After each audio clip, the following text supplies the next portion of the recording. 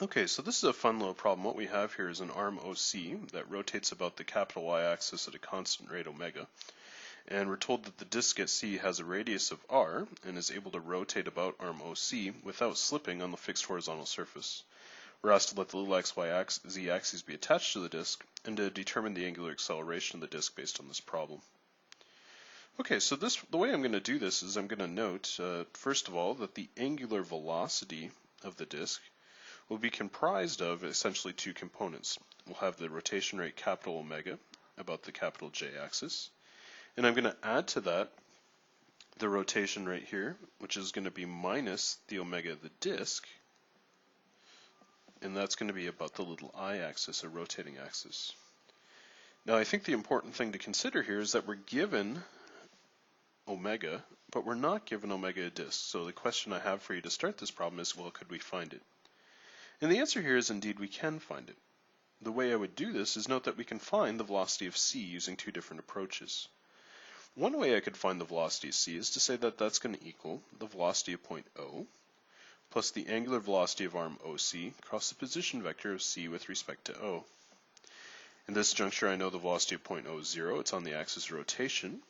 I know that omega OC is simply going to be omega in the capital J, and I can cross that with R of C with respect to O, which is going to be a distance r in the little I. Noting at this instant that the little and large, or lowercase and uppercase axes are the same, I can note that this is going to give me minus omega times r in the little k. This, of course, noting the fact that little j cross little I is minus k.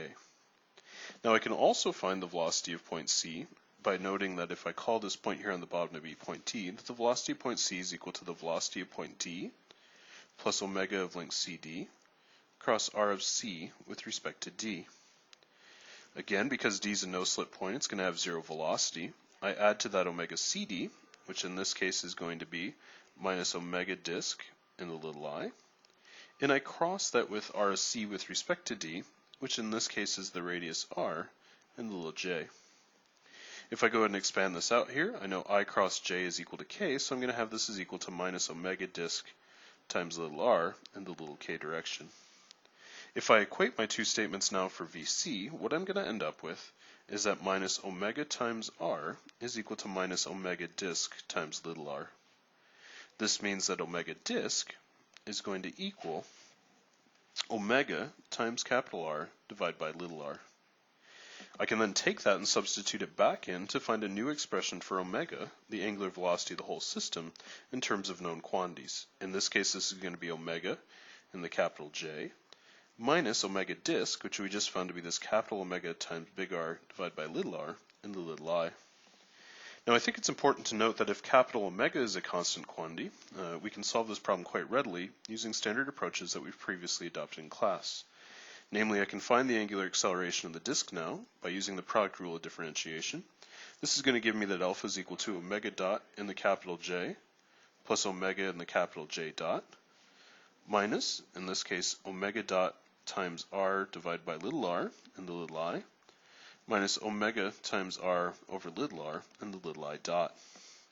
If I note that the rate omega is a constant rate, the first and third terms here are going to go away. If I note that the capital J axis is a fixed axis of rotation, the second term is going to go away as well.